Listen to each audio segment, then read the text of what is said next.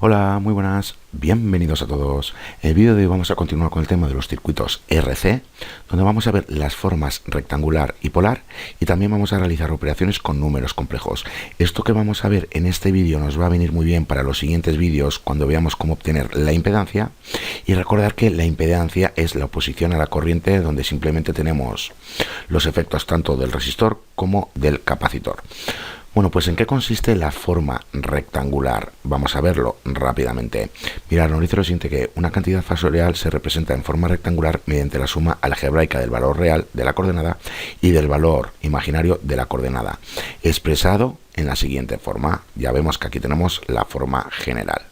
Bueno, pues antes de nada, recordar lo siguiente, que en el vídeo anterior habíamos visto que el número imaginario lo representamos con el operador I, pero en electrónica empleamos el operador J. Es exactamente lo mismo, lo que pasa que en electrónica nos podemos confundir con la corriente instantánea. Es por ello que simplemente se emplea la J, pero recordar que es lo mismo. También os había dicho que cuando teníamos una coordenada como esta, por ejemplo, aquí teníamos J3 y aquí teníamos 4, bueno, pues este punto lo representábamos de esta manera: 4, J3. Realmente en el vídeo anterior os había puesto que era 4, 3, J, porque así es como lo representamos en matemática. Bueno, pues en electrónica primero va la J y luego ese número real. Bueno, pues ¿qué nos está diciendo esto del valor real de la coordenada y el valor imaginario de la coordenada? Bueno, pues nuevamente, imaginad que tenemos aquí la parte imaginaria y aquí la parte real. Bueno, pues cuando tenemos este fasor y lo queremos representar en forma rectangular, lo que hacemos es lo siguiente: emplear la coordenada real y la coordenada imaginaria. Recordar que si estamos en este punto, la coordenada es 4 y aquí es J3. Bueno, pues como digo, aquí tenemos la magnitud de la parte real y aquí tenemos la magnitud de la parte imaginaria. Bueno, pues simplemente empleamos esas coordenadas y las sumamos. Así es como lo representamos en forma rectangular. Y para que veáis unos ejemplos, bueno, pues aquí lo tenemos. Ya vemos que tenemos esta coordenada de aquí, donde tenemos 1, la parte real, y la parte imaginaria es J2. Bueno, pues para representar este fasor en forma rectangular, lo representamos mediante esta suma, donde tenemos la magnitud real y la magnitud imaginaria.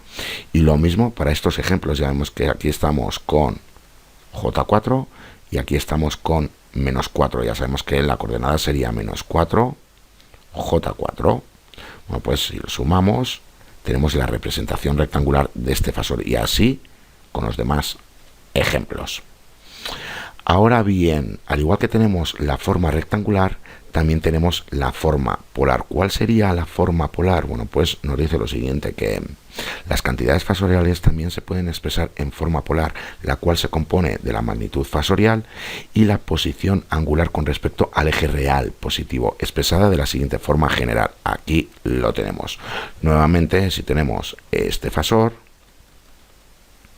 y aquí tenemos la coordenada real y aquí tenemos la coordenada imaginaria, recordar que primero va la J y luego el número real. Bueno, pues ya sabemos que la forma rectangular sería la siguiente: 4 más J4. Bueno, pues lo que nos dice que la forma polar es simplemente la magnitud del fasor y el ángulo que tenemos con respecto al eje real positivo. En la forma rectangular estamos representando la magnitud real y la magnitud imaginaria, y en la forma polar estamos representando la magnitud del fasor y el ángulo que tenemos con respecto al eje real positivo, desde el eje real positivo hasta el fasor. Bueno, pues aquí tenemos varios ejemplos. Para el primero, bueno, pues ya vemos que la magnitud del fasor es 2 y aquí el ángulo que tenemos con respecto al eje real positivo es 45, y es positivo porque nos movemos siempre desde el eje real positivo hasta el fasor, y como nos estamos moviendo en el movimiento contrario a las manecillas del reloj, el ángulo es positivo. Lo mismo nos pasa con este otro de aquí. Ya vemos que 5 simplemente representa la magnitud del fasor Y el ángulo con respecto al eje real positivo, bueno, pues ya vemos que es 120 grados, porque nuevamente nos estamos moviendo en dirección contraria a las manecillas del reloj.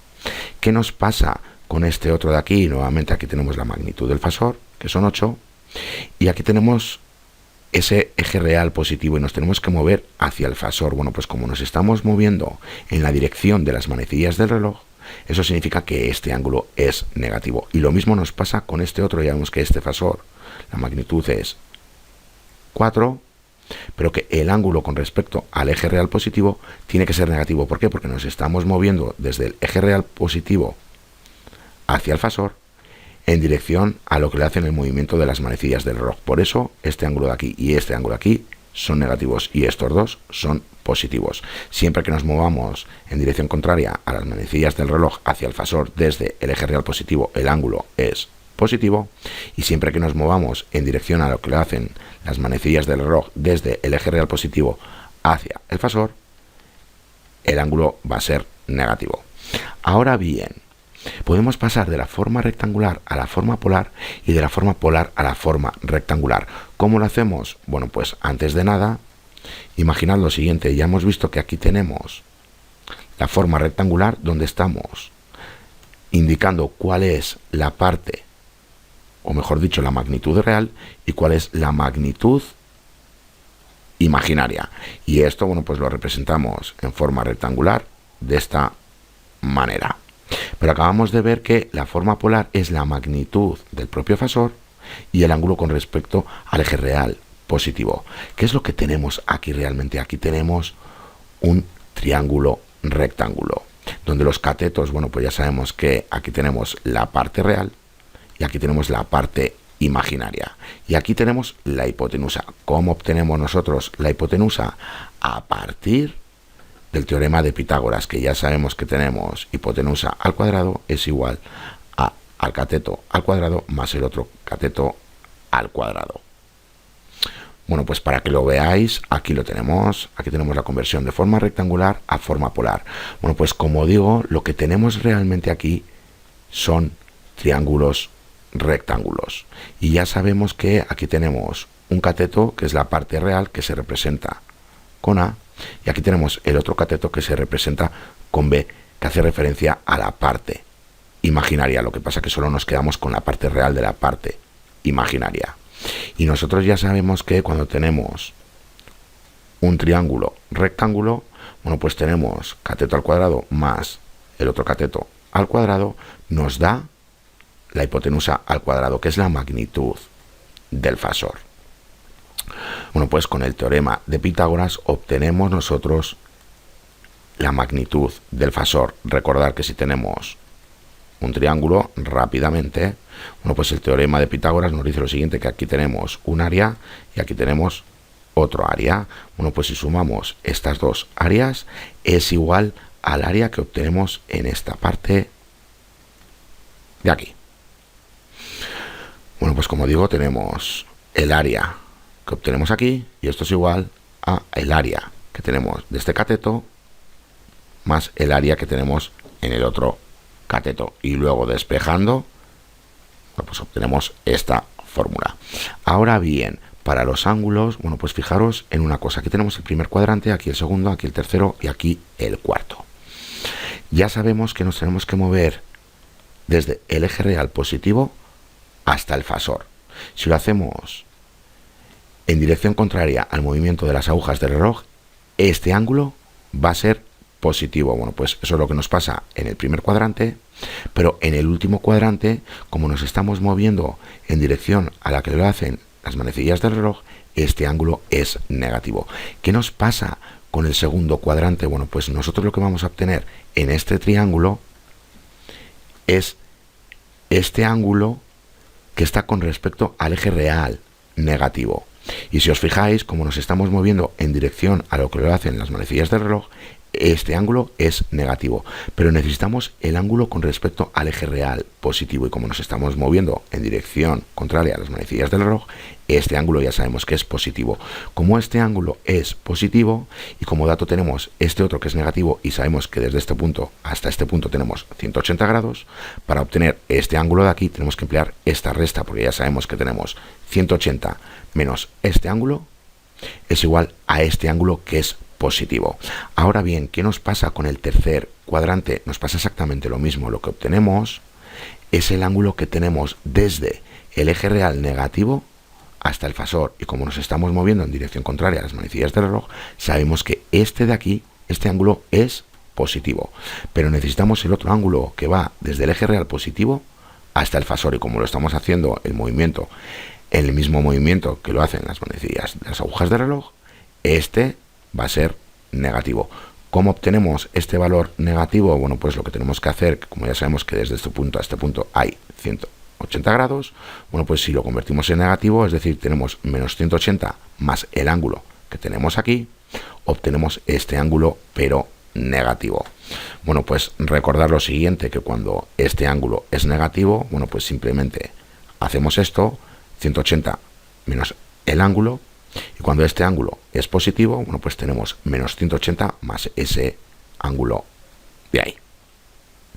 Porque como digo, nosotros cuando realicemos la obtención de este ángulo, vamos a obtener este de aquí, que es con respecto al eje real negativo, pero necesitamos este otro ángulo, que es el del eje real positivo. Y lo mismo nos pasa con este otro cuadrante. En estos dos cuadrantes no nos pasa nada, porque ya sabemos que estamos obteniendo ese ángulo a partir desde el eje real positivo, pero como aquí es desde el eje real negativo, bueno, pues tenemos que realizar estas dos operaciones. Bueno, pues como digo, como tenemos estos cuatro cuadrantes y ya sabemos que tenemos que obtener la hipotenusa, bueno, pues tenemos que emplear el teorema de Pitágoras. Y recordar que a veces la parte real puede ser positiva o negativa, y lo mismo con la parte imaginaria. Aquí son positivas, pero aquí son negativas. Pero da igual, porque la hipotenusa siempre va a ser positiva. ¿Por qué? Porque da igual que tengamos una de los catetos sea negativo, porque como luego lo multiplicamos al cuadrado, es decir, por sí mismo, si es negativo, bueno, pues menos por menos va a ser más. Por ello, bueno, pues la hipotenusa siempre va a ser positiva.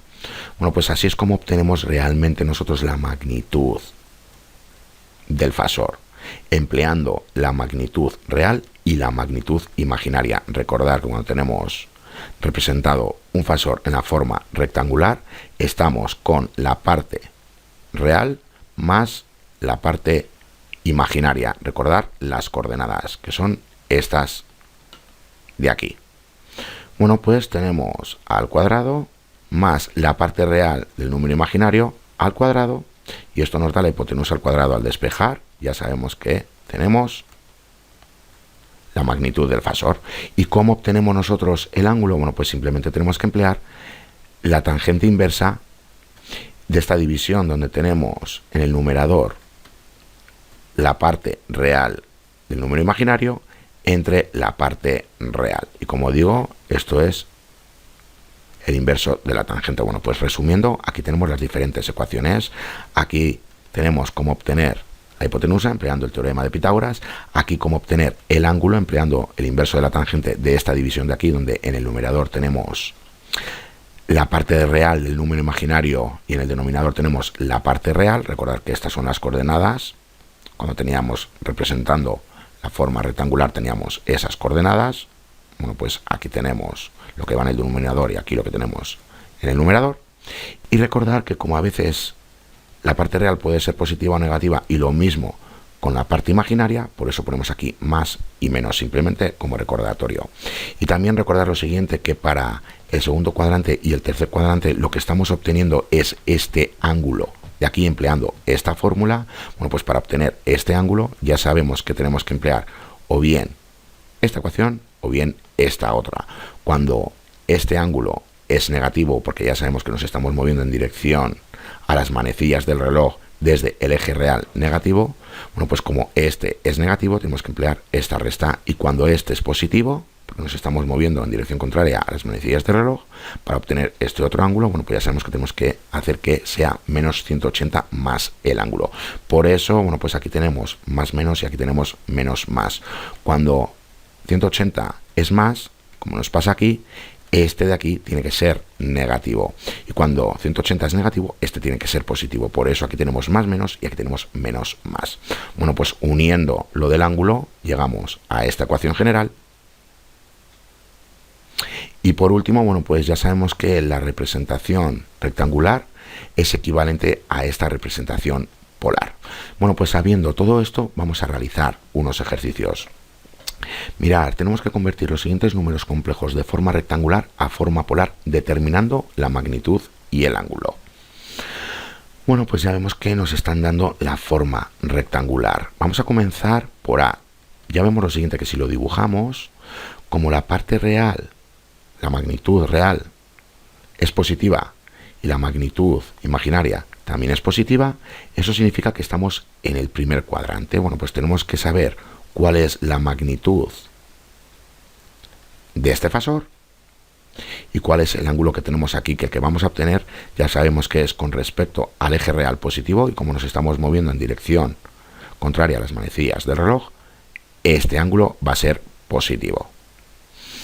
Bueno, pues ya sabemos que tenemos cateto al cuadrado más cateto al cuadrado es igual a la hipotenusa al cuadrado, y despejando para la hipotenusa al cuadrado, es decir, para la hipotenusa sin más, bueno, pues ya sabemos que tenemos la raíz cuadrada de a al cuadrado más b al cuadrado. Y para este ángulo, bueno, pues ya sabemos que tenemos el inverso de la tangente de esta división, donde tenemos aquí la parte imaginaria, que solo tenemos la parte real, y aquí tenemos la parte real en el denominador. Y recordar que va a ser el ángulo positivo. Bueno, pues aquí lo tenemos. Como digo, empleando el teorema de Pitágoras obtenemos la magnitud del fasor, y luego aquí tenemos su ángulo, que ya sabemos que es positivo, y ya sabemos que lo tenemos en el primer cuadrante, y nos estamos moviendo desde el eje real positivo hacia el fasor, y como es el movimiento en dirección contrario al movimiento de las manecillas del reloj, ya hemos visto que este es positivo. ¿Qué nos pasa para el segundo ejemplo? Si lo dibujamos, para que lo veáis, bueno, pues ya sabemos que aquí tenemos 10 para la magnitud real, pero ya vemos que para la coordenada imaginaria, bueno, pues ya vemos que es negativa, es decir, que estamos en el cuarto cuadrante. ¿Qué significa todo esto? Bueno, pues para obtener la magnitud del fasor ya sabemos lo que tenemos que hacer, simplemente emplear el teorema de Pitágoras, como hemos hecho aquí, y para obtener el ángulo, bueno, pues ya sabemos que tenemos aquí la imaginaria y aquí tenemos la real, y la imaginaria es negativa. ¿Qué significa todo esto? Que el ángulo que vamos a obtener aquí es negativo. ¿Por qué? Porque nos estamos moviendo desde el eje real positivo hacia el fasor en el movimiento que lo hacen las manecillas del reloj. Es por ello que este ángulo va a ser negativo. Bueno, pues aquí lo tenemos. Como digo, empleando el teorema de Pitágoras obtenemos la magnitud del fasor, y empleando el inverso de la tangente de esta división obtenemos el ángulo con respecto al eje real positivo. Ya hemos visto que es negativo, que tiene que ser negativo porque nos estamos moviendo en dirección a lo que le hacen las manecillas del reloj desde el eje real positivo hasta el fasor. Y para el último, si lo dibujamos para verlo, para ver qué es lo que tenemos, bueno, pues ya vemos que la parte real es positiva y que la parte imaginaria también es positiva. Es decir, que el ángulo que vamos a obtener tiene que ser positivo. Ya lo vemos, porque nos estamos moviendo en dirección contraria al movimiento de las manecillas del reloj desde el eje real positivo hasta el fasor. Bueno, pues aquí lo tenemos. Nuevamente, bueno, pues tenemos estos dos al cuadrado, lo sumamos y luego tenemos la raíz cuadrada y ya tenemos la magnitud de ese fasor. Y luego empleando el inverso de la tangente de esta división obtenemos el ángulo. Ya hemos visto que tenía que ser positivo. ¿Qué pasa si estamos con el segundo cuadrante? Bueno, pues para la magnitud del fasor nada cambia, porque es lo mismo. Empleando el teorema de Pitágoras vamos a obtener esa magnitud positiva, pero si empleamos el tangente inverso de la división correspondiente vamos a obtener este ángulo de aquí, y este ángulo de aquí ya vamos a ver que realmente es negativo. ¿Por qué? Porque nos estamos moviendo en dirección a lo que le hacen las manecillas del reloj desde el eje real negativo. Pero ya vemos que es negativo porque aquí la parte real es negativa. Imaginad que es -4, pero aquí la parte imaginaria es positiva. Es por ello que aquí lo que vamos a obtener es un ángulo negativo, pero vamos a obtener el ángulo pi. Nos interesa el ángulo que tenemos desde el eje real positivo hasta el fasor, y para ello, bueno, pues tendríamos que hacer lo siguiente: 180 menos phi, y esto es igual al ángulo que tenemos entre el eje real positivo y el fasor. Y recordar que este de aquí es negativo. Si estamos en el tercer cuadrante, nos pasa exactamente lo mismo. Lo que obtenemos es este ángulo, que ya vemos que realmente es positivo porque nos estamos moviendo en dirección contraria a las manecillas del reloj. Lo que obtenemos para ese ángulo phi es positivo, y como tenemos que obtener este otro ángulo de aquí, que ya vemos que tiene que ser negativo porque nos estamos moviendo en dirección a lo que le hacen las manecillas del reloj desde el eje real positivo, bueno, pues para que sea negativo ya sabemos que tenemos menos 180 más phi, y así lo que vamos a obtener es un ángulo negativo. Bueno, pues ¿cómo obtenemos nosotros o cómo convertimos de la forma polar a la forma rectangular? Bueno, pues ya sabemos lo que tenemos que hacer. Para la forma polar ya sabemos que tenemos la magnitud del fasor y tenemos el ángulo, es decir, que tenemos la magnitud del fasor y tenemos el ángulo. Bueno, pues para obtener los catetos, que es simplemente lo que tenemos que obtener, bueno, pues para obtener la magnitud imaginaria tenemos la magnitud del fasor por seno del ángulo, y aquí tenemos, para obtener la parte real, la magnitud del fasor por coseno del ángulo. Y voy rápido, al igual que la conversión de la forma rectangular a la forma polar, porque esto ya lo deberíais de saber, porque se trata simplemente de trigonometría. Bueno, pues aquí tenemos las correspondientes fórmulas. La magnitud del fasor por coseno del ángulo es para obtener la magnitud real, y la magnitud del fasor por seno del ángulo es para obtener la magnitud imaginaria. Bueno, pues ya vemos que la forma polar que tenemos aquí se representa de forma equivalente con una forma rectangular. Bueno, pues vamos a realizar unos ejercicios. Mirad, tenemos que convertir las siguientes cantidades polares a forma rectangular. Aquí tenemos las diferentes formas polares. Bueno, pues si lo representamos gráficamente, el primer ejercicio, bueno, pues ya vemos que tenemos lo siguiente. Como tenemos un ángulo positivo, eso significa que estamos en el primer cuadrante, porque nos estamos moviendo en dirección contraria al movimiento de las manecillas del reloj, y estamos en el primer cuadrante porque ya vemos que el ángulo es menos de 90 grados. Bueno, pues estamos más o menos con este dibujo, donde aquí tenemos 30 grados y aquí tenemos el fasor y su magnitud es 10. Bueno, pues ¿cómo obtenemos nosotros la parte imaginaria? Es decir, este cateto. Bueno, pues ya sabemos que tenemos 10 por seno de 30, y para obtener la magnitud real ya sabemos que tenemos 10 por coseno de 30. Bueno, pues aquí lo tenemos. Y una vez que obtenemos la magnitud real y la magnitud imaginaria, ya sabemos que para representarlo en forma rectangular simplemente tenemos que sumar las coordenadas. Bueno, pues aquí lo tenemos. Para el segundo, bueno, pues ¿dónde nos encontramos? Ya vemos que tenemos un ángulo negativo y es menos de 90 grados, por así decirlo. Bueno, pues estamos en el último cuadrante, porque ya sabemos que nos movemos en dirección al movimiento de las agujas del reloj, y como es menos de 90 grados, bueno, pues estamos en este punto de aquí. Aquí tenemos menos 45 grados y aquí tenemos la magnitud del fasor.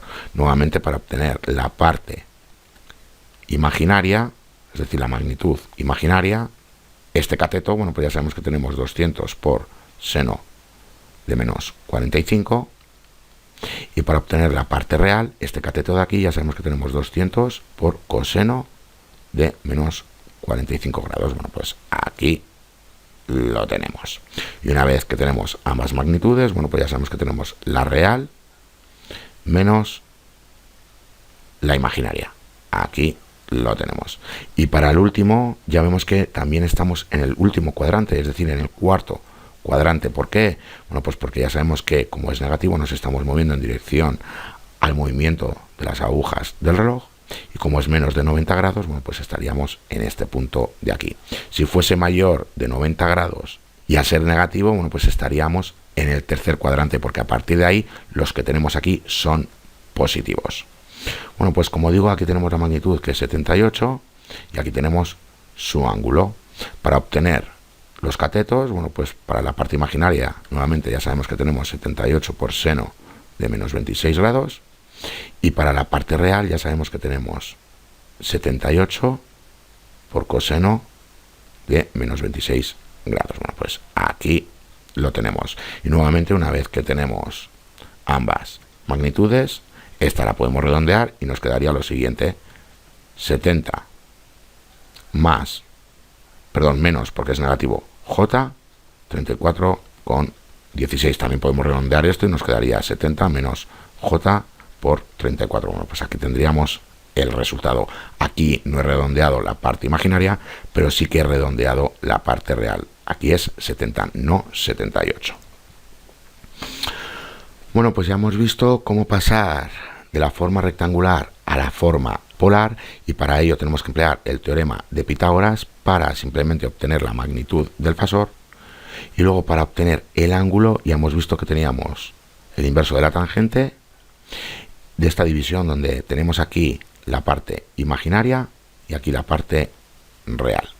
Y recordar lo siguiente, que cuando estamos en el primer cuadrante o en el cuarto cuadrante, estamos obteniendo el ángulo con respecto al eje real positivo, que es el que necesitamos. Para el primer cuadrante, como nos estamos moviendo en dirección contraria a las manecillas del reloj, ya sabemos que este es positivo. Aquí, como lo hacemos en el mismo sentido que lo hacen las manecillas del reloj, este es negativo. Y cuando estamos en el segundo cuadrante o en el tercer cuadrante, ya sabemos que obtenemos simplemente el ángulo con respecto al eje real negativo y necesitamos el otro desde el eje real positivo. Bueno, pues ya sabemos que como este va a ser negativo, porque nos estamos moviendo en dirección a las manecillas del reloj, a lo que le hacen las manecillas del reloj, bueno, pues ya sabemos que ese va a ser negativo. Bueno, pues tendríamos 180 menos phi y obtenemos el ángulo positivo. Y como este es positivo, bueno, pues ya sabemos que tenemos menos 180 grados menos phi y obtenemos el otro ángulo negativo con respecto al eje real positivo. Bueno, pues para acabar el vídeo vamos a realizar unas operaciones matemáticas, que como digo, esto nos va a venir muy bien a la hora de obtener las impedancias, porque luego ya vamos a ver que tenemos circuitos RC en serie y en paralelo, y tenemos que realizar sumas y restas. Y nos vamos a encontrar en la situación de que, por ejemplo, cuando tenemos una representación en forma rectangular, bueno, pues ya os adelanto que aquí tenemos la resistencia y aquí tenemos la capacitancia, porque recordar que aquí hay un desfase, existe un desfase. Ya vamos a ver que para realizar estas operaciones, es decir, para obtener la impedancia, bueno, pues antes se empleaban realmente la resolución de ecuaciones diferenciales, pero como ya hemos visto que realmente, como aquí tenemos un desfase y como el operador rotatorio realmente representa un desplazamiento en grados, por eso podemos emplear los números imaginarios para realizar esas operaciones y obtener la impedancia.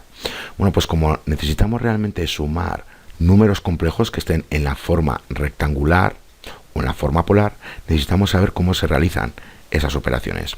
Y mirar, para la suma nos dice lo siguiente, que los números complejos deben estar en forma rectangular para poder sumarlos, sumar las partes reales de cada número complejo para obtener la parte real de la suma. A continuación se suman las partes imaginarias de cada número complejo para obtener la parte imaginaria de la suma.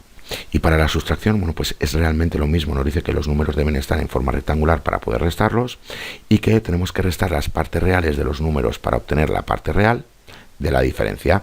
A continuación, restar las partes imaginarias de los números para obtener la parte imaginaria de la diferencia. Bueno, pues ya vemos que realmente lo tenemos que tener en forma rectangular para poder realizar la adición y la sustracción, y no lo podemos hacer en forma polar. Bueno, pues si tenemos la forma polar, la pasamos a forma rectangular y procedemos a realizar la adición o la sustracción, lo que nos pidan. Pero esto es igual que cuando en álgebra sumábamos variables, es decir, cuando teníamos esta ecuación y se la teníamos que sumar a esta otra ecuación. ¿Cómo lo hacíamos? Bueno, pues ya sabíamos que teníamos que sumar los números y luego las variables, es decir, que tendríamos por un lado 1 más 5 Y por otro lado teníamos 3x más 4x, o lo que es lo mismo, aquí teníamos 6, más aquí retirábamos la x para poder realizar la suma de los números. Bueno, pues ya vemos que tenemos lo siguiente: 6 más 7x. Bueno, pues aquí es exactamente lo mismo, simplemente en vez de tener variables tenemos también números imaginarios. Es como si tuviésemos esto de aquí, y aquí tendríamos 2 más j3. Bueno, pues procedemos a realizar lo mismo. Aquí tenemos que sumar las partes reales y aquí tenemos que sumar las partes imaginarias. Y para poder sumar las partes imaginarias, bueno, pues ya sabemos que aquí tenemos 3 más, aquí sacamos la j, y aquí tenemos 5 más 3. Bueno, pues ya vemos que tenemos lo siguiente: 3 más j8. Y para realizar una resta, bueno, pues exactamente lo mismo que con las variables. Con las variables ya sabemos que tenemos 5 más 2x menos, y aquí tenemos 3 más, vamos a suponer que tenemos x, y voy a poner entre paréntesis para verlo mejor. ¿Por qué? Bueno, pues porque lo que tenemos que hacer es lo siguiente: este menos o este negativo multiplica todo lo que tenemos dentro de los paréntesis. Bueno, pues tendríamos lo siguiente: 5 más 2x por un lado, más, y ahora tendríamos aquí menos 3 menos x, y ya sabemos lo que tenemos que hacer. Ahora tendríamos 5 menos 3 por un lado, más, y aquí tendríamos 2x menos x. Bueno, pues ya vemos que tenemos lo siguiente: aquí tenemos 2 más, y aquí tenemos x por 2 menos 1. Bueno, pues ya vemos que tenemos 2 más simplemente x. Bueno, pues cuando tenemos imaginarios, pues ya sabemos que tenemos que hacer exactamente lo mismo. Es decir, voy a poner entre paréntesis para verlo mejor. Bueno, pues ya vemos que tenemos aquí, por ejemplo, 2, y aquí tenemos también j. Bueno, pues este negativo multiplica todo lo que tenemos dentro de los paréntesis. Bueno, pues por un lado tenemos 5 más j3 más, y ahora tendríamos menos 2 menos, y aquí tendríamos j. Bueno, pues unimos las partes reales y las partes imaginarias. Tendríamos menos 2 por un lado, y aquí tendríamos j3 menos j. Esto es 3 más, retiramos la j para poder sumar, o restar, mejor dicho, los números, y ya vemos que tenemos 3 más j2. Bueno, pues vamos a realizar unos ejercicios. Mirad, tenemos que realizar las siguientes sumas de los números complejos. Tenemos estas sumas de aquí. Bueno, pues para el primero ya sabemos lo que tenemos que hacer: simplemente sumar las partes reales y las partes imaginarias, y luego ya simplemente unirlo. Bueno, pues aquí lo tenemos. Como digo, sumamos las partes reales, 8 más 2, y por otro lado tenemos j5 más j1. Bueno, pues aquí tenemos el resultado. Y voy rápido porque esto es lo mismo que sumar ecuaciones cuando teníamos variables, y esto ya lo deberíais de saber por álgebra. Bueno, pues para el segundo ejercicio tenemos lo mismo: tenemos 20 más 12 por un lado, y luego tenemos 10 menos 10, perdón, más 6. Bueno, pues aquí lo tenemos. Le damos solución y ya vemos que llegamos a este resultado. Porque como digo, como aquí tenemos negativo, bueno, pues tenemos menos j10 por un lado más j6 por otro. Retiramos la j para poder realizar la suma y tendríamos lo siguiente. Bueno, pues ya vemos que tenemos menos j4. Y para el último, bueno, pues ya vemos que tenemos 5 menos 6 por un lado, más, y aquí tendríamos menos j1 más j3 por otro lado. Bueno, pues ya vemos que tenemos lo siguiente: tenemos menos 1 más, y aquí tendríamos j, y aquí tendríamos menos 1 más 3, que es igual a 2. Bueno, pues ya vemos que tenemos menos 1 más j2. Vamos a realizar unas restas. Tenemos que restar este número complejo de este otro, y así con los demás. Bueno, pues para el primero ya vemos que tenemos lo siguiente: tenemos 3 más j4 menos, y aquí tenemos 1 más j2. Lo ponemos entre paréntesis para verlo mejor. ¿Por qué? Bueno, pues porque ya sabemos que este negativo multiplica todo lo que tenemos dentro de los paréntesis. Bueno, pues tendríamos lo siguiente: 3 más j4 más, y aquí tenemos menos 1 menos J2. Y a partir de aquí, bueno, pues ya sabemos lo que tenemos que hacer. Tenemos que unir los números reales y aquí los números imaginarios. Aquí tenemos menos J4 y aquí, perdón, más J4 y aquí tenemos menos J2. Bueno, pues ya sabemos que tenemos 2 por un lado y aquí tendríamos la J, aquí tendríamos 4 menos 2, que es igual a 2. Bueno, pues ya vemos que tenemos 2 más J2. Bueno, pues aquí tenemos los resultados. Aquí tenemos el que acabo de realizar. Para el segundo, bueno, pues ya sabemos que tenemos 15 más J15 por un lado, menos, y como digo, voy a poner los paréntesis, menos, y aquí tendríamos 10 menos J8. El negativo multiplica a los términos que tenemos dentro de los paréntesis. Bueno, pues ya vemos que tenemos 15 más J15 más, y aquí tenemos menos 10 más J8. Lo unimos, ya sabemos que tenemos por un lado 15 menos 10, aquí lo tenemos, más, y aquí tenemos, y ya retiro la J, y aquí tenemos 15 más 8. Bueno, pues ya vemos que tenemos 15 menos 10 es igual a 5, y que 15 más 8 es igual a 23, y aquí me he equivocado, aquí es simplemente un más.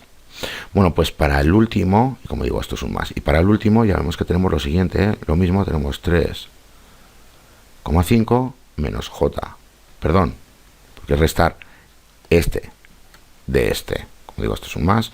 Bueno, pues tenemos menos 10 menos J9 por un lado, menos, y aquí tenemos 3,5 menos J4,5.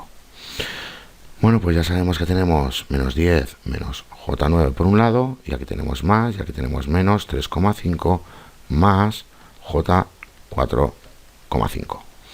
Ya sabemos que tenemos que unir la parte real. Aquí tenemos menos 10 menos 3,5, esto de aquí, que veis aquí, más, y aquí tendríamos menos J9, como veis aquí, más J4,5. Ya sabemos que lo tenemos que retirar. Bueno, pues esto nos da lo siguiente. Aquí ya sabemos que tenemos menos 13,5 para la primera operación, y luego tenemos más J por, y aquí tendríamos menos 9 más 4,5. Y esto ya sabemos que nos da menos 4,5. Bueno, pues el resultado es el siguiente, menos 13,5 menos J4,5. Aquí lo tenemos. Bueno, pues para acabar el vídeo vamos a ver cómo realizar la multiplicación y división. Y para la multiplicación y división podemos emplear tanto la forma rectangular como la forma polar, pero ya vamos a ver que realmente emplear la forma polar para ambos casos es mucho más sencillo que emplear la forma rectangular. ¿Y qué os recomiendo yo? Bueno, pues que si tenéis que multiplicar o dividir en forma rectangular, que lo paséis a forma polar y luego proceder a realizar o la multiplicación o división. Pero como se puede realizar en ambos casos, pues vamos a ver cómo se realiza la multiplicación en forma rectangular. Ya vemos que la multiplicación de dos números complejos en forma rectangular se realiza multiplicando cada término en un número por ambos términos del otro y combinando luego los términos reales resultantes y los términos imaginarios resultantes. Es decir, esto es como multiplicar ecuaciones cuando tenemos variables. Si tenemos esto de aquí por 2 menos 4x, bueno, pues ya sabemos que cada término que tenemos aquí tiene que multiplicar a los otros términos que tenemos entre paréntesis. Es decir, el 5 multiplica al 2, el 5 multiplica al 4, el 3 multiplica al 2 y el 3 multiplica al 4. Bueno, pues aquí es exactamente lo mismo, es decir, el 5 multiplica al 2, 5 por 2 es 10, y multiplica el 5 también a menos J4. Bueno, pues ya sabemos que tenemos menos J20. Aquí tenemos la primera multiplicación, y la segunda multiplicación es J3 por 2 es J6, y J3 por menos J4 es igual a 12. ¿Por qué? Bueno, pues porque tenemos lo siguiente, J3 por menos J4, y esto nos da simplemente menos J al cuadrado, 12. ¿Cuánto es J al cuadrado? Ya sabemos que es menos 1. Bueno, pues como tenemos menos por menos y por 12, esto es más, es igual a 12. Aquí lo tenemos. Y luego ya simplemente tenemos que combinar los términos reales resultantes y los términos imaginarios resultantes. Bueno, pues unimos o combinamos los reales, es decir, 10 más 12 es igual a 22. Y luego tenemos menos j20 más 6 es igual a menos j14. Ahora bien, si lo tenemos en forma polar, como os había dicho, es mucho más simple. ¿Por qué? Porque lo que tenemos que hacer es lo siguiente: multiplicar magnitudes y sumar ángulos algebraicamente. Es decir, multiplicamos magnitudes, en este caso tendríamos 20 por 10 por un lado, y luego sumar los ángulos por otro, es decir, 5 grados, estos son grados, más 10 grados. ¿Qué obtenemos? En este caso obtenemos 200 y aquí 15 grados. Bueno, pues ya vemos que es mucho más simple. Por eso os decía que si tenemos que realizar esta multiplicación, pasar estas formas rectangulares a polares y luego proceder a realizar la multiplicación, porque simplemente multiplicamos las magnitudes del fasor y también sumamos los ángulos. ¿Cómo se realiza la división? Bueno, pues cuando estamos en forma rectangular, se logra multiplicando tanto el numerador como el denominador por el complejo conjugado del denominador y combinando luego los términos para finalmente simplificar. El complejo conjugado de un número se encuentra cambiando el signo del término imaginario, es decir, del término j. ¿Qué quiere decir todo esto? Bueno, pues que si tenemos aquí esta división, tenemos que obtener el complejo conjugado. ¿Cómo lo hacemos? Bueno, pues simplemente el complejo conjugado de un número se encuentra cambiando el signo del término j, es decir, que lo tendríamos que multiplicar por 2 menos j4, cambiando el signo del número imaginario. Y todo lo que hacemos en el denominador lo tenemos que hacer en el numerador. ¿Por qué hacemos todo esto? Bueno, pues porque si realizáis esta multiplicación, ya vais a ver que tenéis por un lado 2 por 2 es 4, 2 por j4 es igual a j8, luego tenemos menos j4 por 2 es igual a menos j8, y por otro lado tenemos menos j4 por j4, es decir, tenemos menos j4 por j4. Esto es igual a menos j al cuadrado por 16. Ya sabemos que j al cuadrado es igual a menos 1 por menos 1. Bueno, pues menos 1 por menos, ya sabemos que es más, obtenemos simplemente 16. Y ya vemos que aquí tendríamos ese 16, esto se cancela y nos quedaría esto de aquí. Es decir, empleamos el complejo conjugado para eliminar el número imaginario. Y una vez que hemos eliminado el número imaginario del denominador, bueno, pues ya vemos que nos queda esto de aquí, realizando esta multiplicación, como ya sabéis, realizarla, como hemos visto aquí. Y luego simplemente combinamos, bueno, pues tenemos 20 más 20 es 40 y simplemente tenemos este número imaginario. ¿Cómo procedemos a realizar la división? Bueno, pues tenemos 40 entre 20, que nos da 2, y luego tenemos menos 30 entre 20 es igual a menos 1,5. Bueno, pues aquí tenéis el resultado. Ahora bien, es más fácil emplear simplemente la forma polar. Nos dice que al tener la forma polar tenemos que dividir la magnitud del numerador entre la magnitud del denominador para obtener la magnitud del cociente. Restar a continuación el ángulo del denominador del ángulo del numerador. ¿Para qué? Para obtener el ángulo del cociente. Es decir, que si tenemos la forma polar, como esta, aquí tenemos por ejemplo 20 y aquí tenemos 30 grados, entre, y aquí tenemos 10 y aquí tenemos 20 grados, bueno, pues simplemente tenemos que dividir la magnitud de los fasores, es decir, 20 entre 10 es igual a 2, y luego realizar la resta, es decir, tenemos el numerador menos el denominador, que ya vemos que nos da 10. ¿Cuánto tenemos aquí? Bueno, pues ya vemos que tenemos 2 y tenemos 10. Bueno, pues como ya vemos que es mucho más simple que realizar todo esto, os aconsejo que paséis la forma rectangular a forma polar y luego proceder a la división, donde simplemente dividimos las magnitudes y luego restamos los ángulos. Bueno, pues sabiendo todo esto, vamos a realizar unos ejercicios para terminar el vídeo. Realice las siguientes multiplicaciones. Tenemos que multiplicar estas formas polares que tenemos, y ya lo tenemos en forma polar. Si lo tuvieseis en rectangular, ya sabéis cómo hacerlo, pero os aconsejo que lo paséis a forma polar y luego realizar la multiplicación. Bueno, pues como tenemos que multiplicar, ya sabemos que tenemos que multiplicar las magnitudes, es decir, 10 por 5 es igual a 50, y luego tenemos que sumar los ángulos, donde tenemos 45 grados más 20 grados, y esto es igual a 65 grados. ¿Cuál es el resultado? 50 para la magnitud y para el ángulo 65 grados. Bueno, pues lo mismo para cada multiplicación. Aquí tenemos la primera, que la acabamos de realizar. Para la segunda, bueno, pues tenemos 2 por 4 es igual a 8, como podéis ver aquí. Y luego hay que sumar los ángulos. Tenemos 60 menos 30, aquí se me ha olvidado poner un menos 30, como podéis ver aquí. Bueno, pues tenemos 60 menos 30 es igual a 30. Aquí tenemos el resultado. Y por último, para el tercero, bueno, pues ya vemos que tenemos 50 por 30, aquí lo veis. Bueno, pues ya vemos que tenemos 1500 y luego tenemos 10 más 60 es igual a 70. Bueno, pues ya vemos que es mucho más fácil realizar la multiplicación en forma polar que en forma rectangular. Y para acabar vamos a realizar unas divisiones. Tenemos que dividir estos de aquí entre estos que veis aquí. Bueno, pues para el primer caso ya vemos que tenemos esta división. ¿Y qué es lo que tenemos que hacer?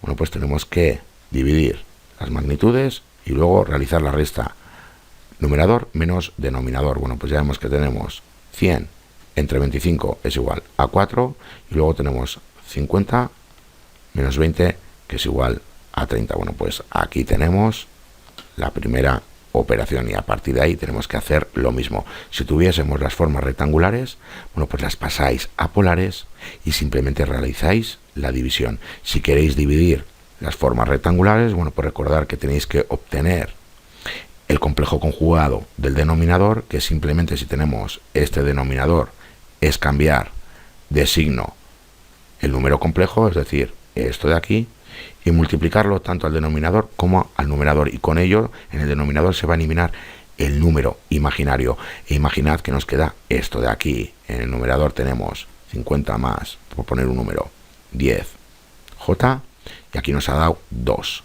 Bueno, pues ya sabríamos lo que tendríamos que hacer. 50 entre 2 es igual a 25, y aquí tendríamos 10 entre 2 es igual a 5, y aquí tendríamos el resultado. Pero como digo, es mucho más simple emplear la forma polar.